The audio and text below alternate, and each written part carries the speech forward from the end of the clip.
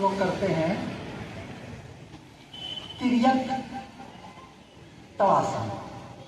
इसमें same position होगा, लेकिन थोड़ा पैर को हम लोग फैला करके और एक तरफ बाईं तरफ पहले और फिर दाईं तरफ झुकेंगे, कुछ इस तरह से। थोड़ा और पैर फैला लें, सेम हाथ को खींच के ऊपर करें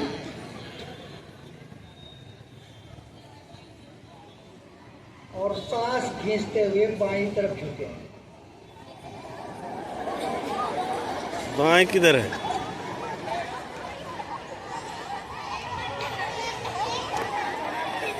हाला नहीं करो। सर पे हाथ ऐसा रख ले, आराम से रिलैक्स हो जाए। एक दो गहरी सांस ले लें और उसके बाद फिर इसी को दोहराते हुए दाहिनी ओर। रेडी, 1 2।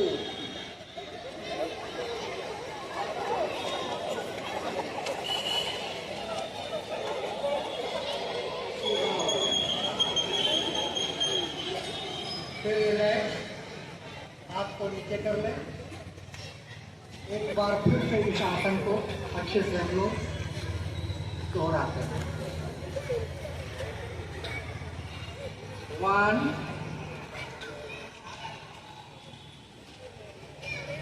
बाईं तरफ, 2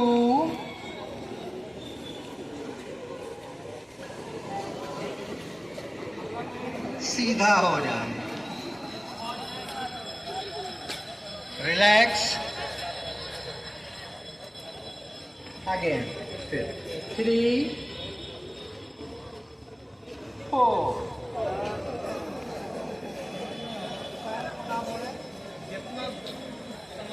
रिलैक्स।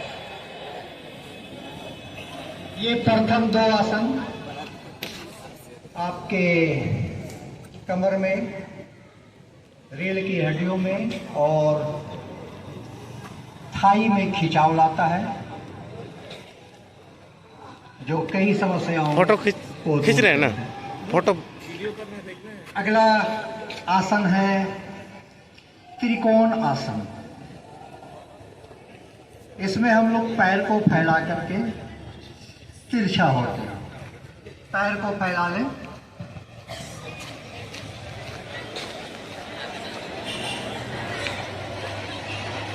और बायां हाथ दाहिने पैर के पंजे के पास ले जाएं।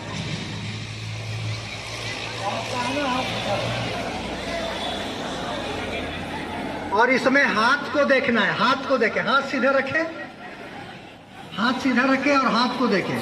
1 मिनट आप लोग पहले रुक जाइए और मेरे पोस्चर को देख लीजिए, फिर कीजिएगा।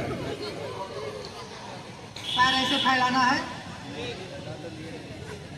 और हाथ यहाँ लगाना है, हाथ में पैर मोड़ना नहीं है और ये हाथ को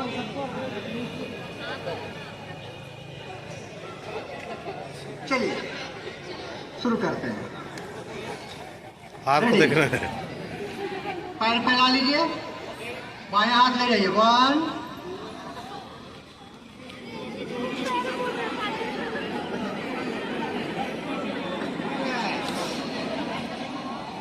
ओके, होल्ड। सेम इस तरफ, 2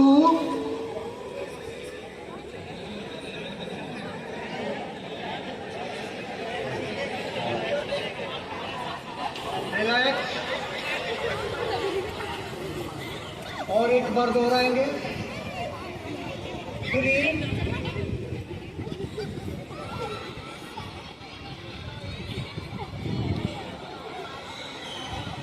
रिलैक्स, लास्ट 4।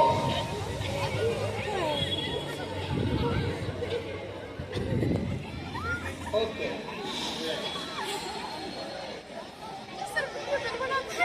कहाँ पे आप लोगों ने खिंचाव महसूस किया? कमर में, बताओ शोल्डर में, कहाँ खींचे महसूस और हुई? गर्दन में।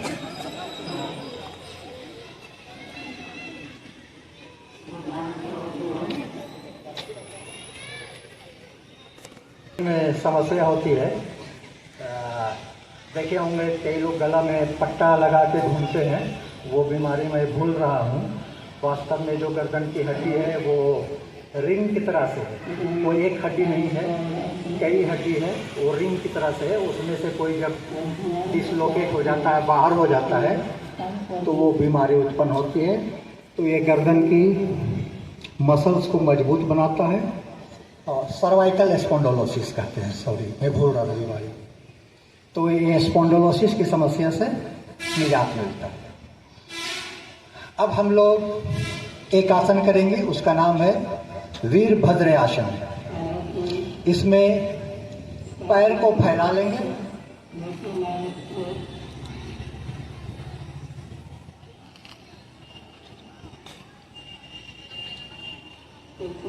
दाहिनी ओर की पैर को थोड़ा सा एंगल बनाएंगे और हाथ को लेकर के ये घूमेंगे। अब आगे की ओर पूरा डाउन करेंगे और सामने देखो, हाथ को देखना है, हाथ को देखना है, हाथ को, हाथ पूरा सर कान के पास सटा हुआ होगा ऊपर, और हाथ को देखना है।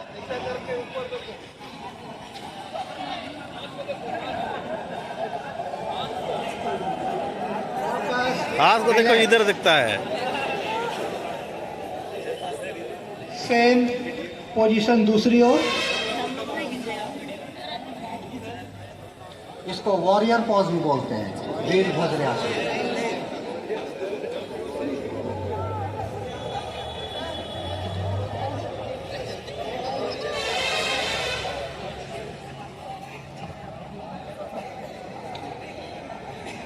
रिलैक्स। इसमें पैर को पूरा आगे की तरफ झुकाना है और पीछे का पैर पूरा सीधा रखना है और आगे का पैर को 90 डिग्री में पूरा टर्न करना है और दोनों हाथ को ऊपर लेके ऐसा देखिए। चलिए एक बार पुनः दोहराइए।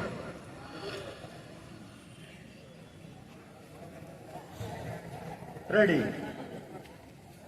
पहले पॉज में आइए, पैर को पूरा ये कीजिए, ऊपर करें धीरे।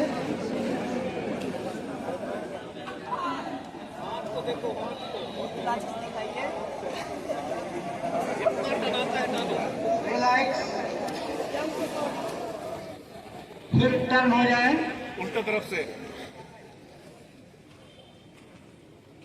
दूसरी ओर।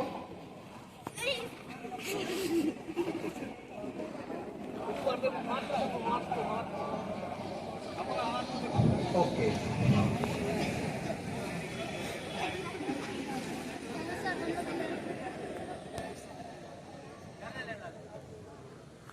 अभी ये आसन वैसे लोग नहीं करेंगे जिनका बीपी हाई रहता है, ब्लड प्रेशर हाई रहता है, तो ये इस आसन को नहीं करेंगे।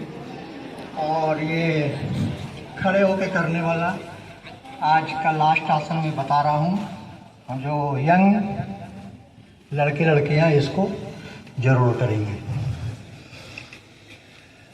ये वॉरियर पॉज का ही दूसरा भाग है।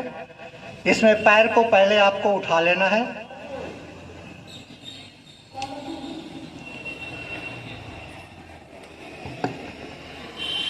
बैलेंस कीजिए, हाथ फैलाइए और धीरे धीरे पैर को पीछे ले जाइए।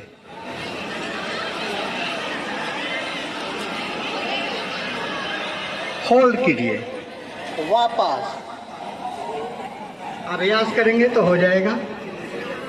कमर में पूरा खिंचाव आता है, रीढ़ की हड्डी मजबूत रहती है, स्पाइन में समस्या उत्पन्न नहीं होती है। अब उसी को बाएं पैर से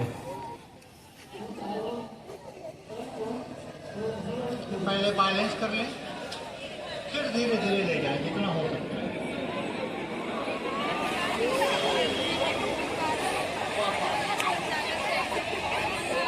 इसको कोशिश करेंगे 30 सेकंड होल्ड करने का, ठीक है। अब हम लोग कुछ आसन बैठ के करते हैं। क्रम है बाल आसन मतलब चाइल्ड पोज, बच्चे का जो आसन होता है, बच्चे लोग जनरली देखे होंगे, करते होंगे गुस्सा में या ज़्यादा खुश होते हैं तब, लेकिन इसका बहुत बड़ा फ़ायदा है। आपका जो डाइजेस्टिव सिस्टम है वो अच्छा रहता है ये आसन को करने से, और डायबिटीज़ में भी बहुत फ़ायदा मिलता है, इंसुलिन को बूस्ट अप करता है। पैर को इस तरह से रखना है, ठीक है?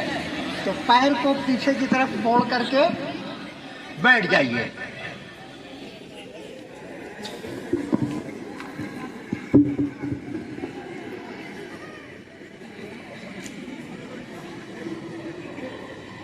बैठ जाइए आराम से।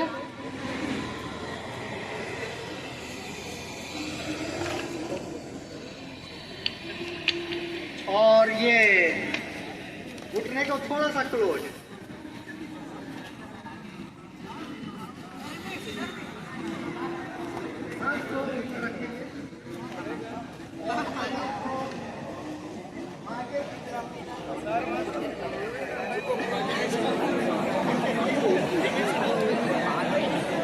हाथ हल्ला करो जी।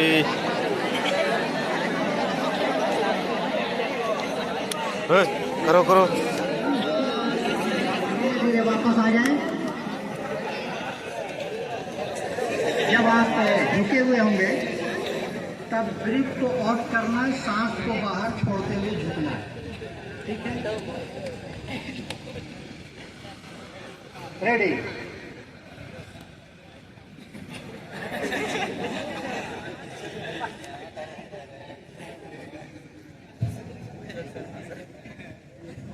तो आगे जोड़ के रखें और हाथ को ऊपर फैला दें, सांस को छोड़ें, हाथ बहुत दूर नहीं हो, थोड़ा क्लोज हो, और सांस को बाहर निकाल के धीरे धीरे झुके। रेडी?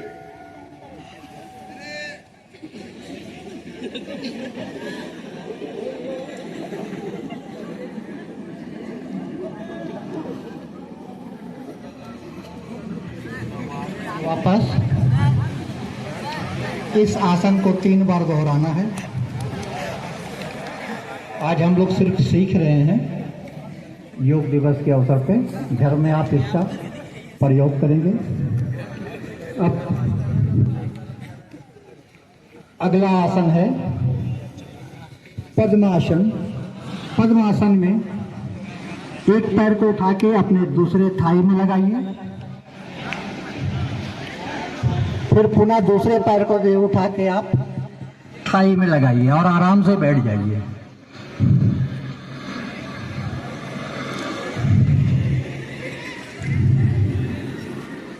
क्या हो नहीं रहा? जिसका नहीं हो रहा एक पैर नीचे भी रख सकते हैं।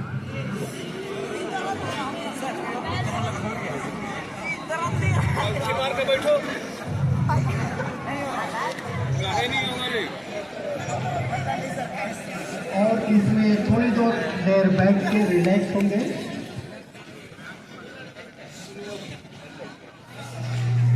अब दोनों हाथ की मुट्ठी को बांध के अपने पेट के पास लगाना है।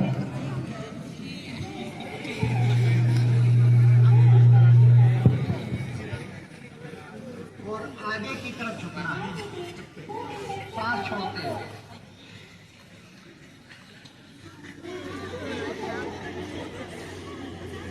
सीधा हो जाना, रिलैक्स। जितना झुक सकते तो नहीं झुकेंगे।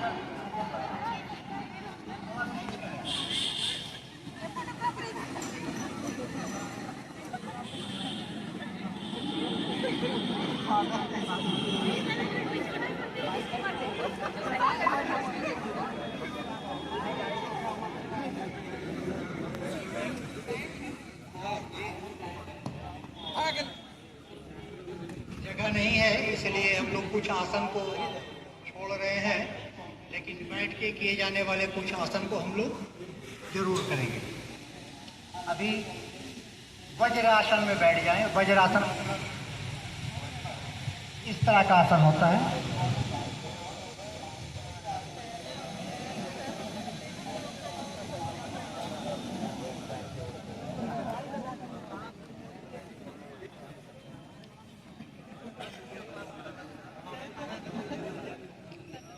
दोनों हाथ को आपस में बांध ले पीछे और हाथ सीधी कर ले।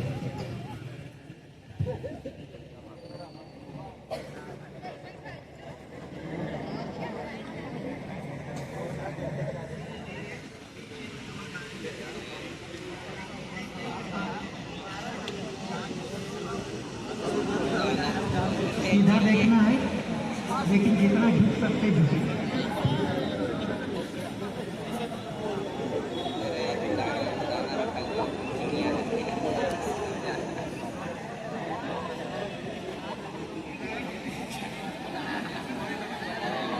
एक बार फिर से इसको दोहराना है।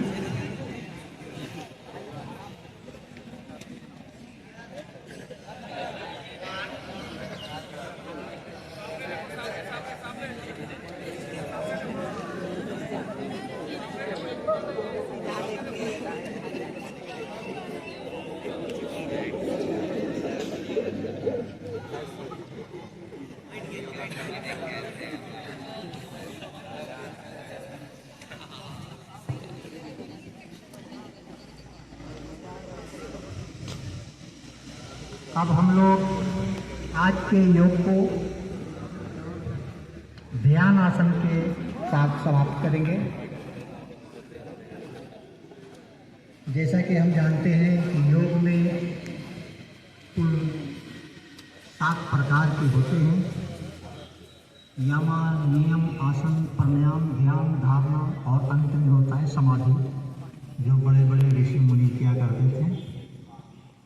तो हम लोग ध्यान लगाने का जरूर प्रयास करेंगे। जो छात्र छात्राएं हैं उनको अध्ययन में अवश्य इससे मदद मिलेगा, कंसंट्रेशन बढ़ेगा। इसके कई प्रकार होते हैं, अलग अलग तरीके से ध्यान लगाया जाता है, लेकिन जो सबसे आसान तरीका है वे मैं आपको बता रहा हूँ। आप जैसे भी आसन में बैठ सकते हैं। जैसे आप बैठे हुए हैं पैर को मोड़कर, इसको सुख आसन बोलते हैं। ये आलसी लोग भी बैठते हैं,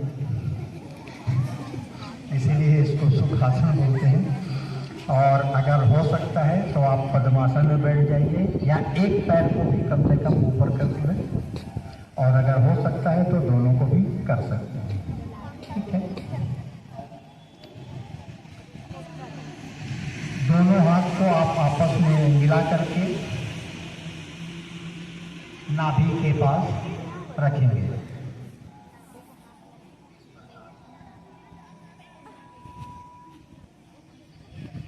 उसके बाद आप गर्दन सीधी कर लें, रीढ़ की हड्डी सीधी कर लें, आँख को बंद करें और अपना ध्यान को दोनों आईब्रो के बीच में जो खाली स्थान है वहाँ पे केंद्रित करें। दोनों भावों के बीच में अपने ध्यान को केंद्रित करें। इसके बाद धीरे धीरे सांस लें और धीरे धीरे सांस छोड़ें। अब आप अपना ध्यान को सांस के ऊपर केंद्रित करेंगे। आप ध्यान लगाएं कि हम सांस ले रहे हैं, फिर सांस धीरे धीरे छोड़ रहे हैं। इनहेल और एक्सहेल दोनों के ऊपर आप अपना ध्यान केंद्रित करें और इसको कम से कम 40-45 सेकंड तक ले जाएं।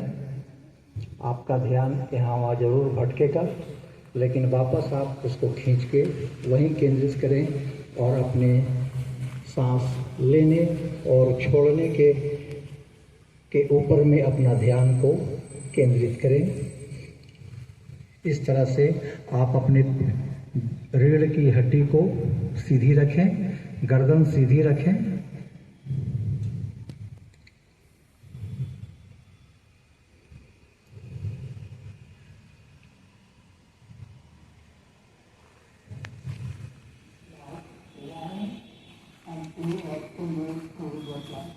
इसका प्रयोग आप जब आप घर में करेंगे, सुबह खाली पेट इसको और या शाम में ज़रूर करना चाहिए।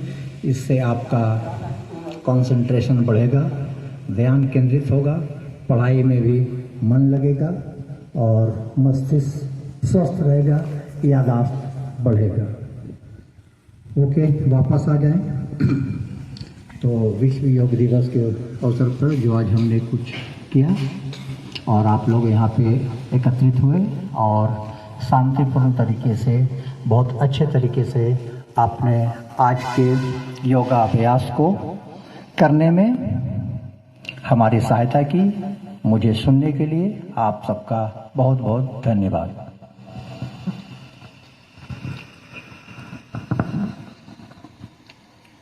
आज के विश्व योग दिवस के अवसर पर हमारा नेतृत्व करने के लिए मैं सर एजाज को बहुत बहुत धन्यवाद देता हूं। आप सभी से आग्रह करता हूं कि एक बार ताली बजा दें सर एजाज के लिए।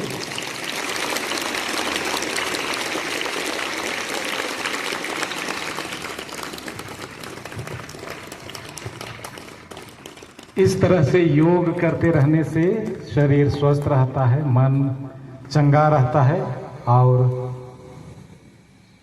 शरीर और आत्मा प्रसन्नचित रहते हैं। इसलिए हमेशा योग अभ्यास करते रहिए। घर में थोड़ा थोड़ा करके प्रयास कीजिए। आज बहुत सारे योग आसनों को सीखा है हम सबों ने, ये हमारे लिए फलप्रद है। और इसके बाद में हम लोग अपने अपने विद्यालय जाएंगे, क्लासरूम जाएंगे और क्लासेस जैसे चलते थे वैसे ही चलेंगे।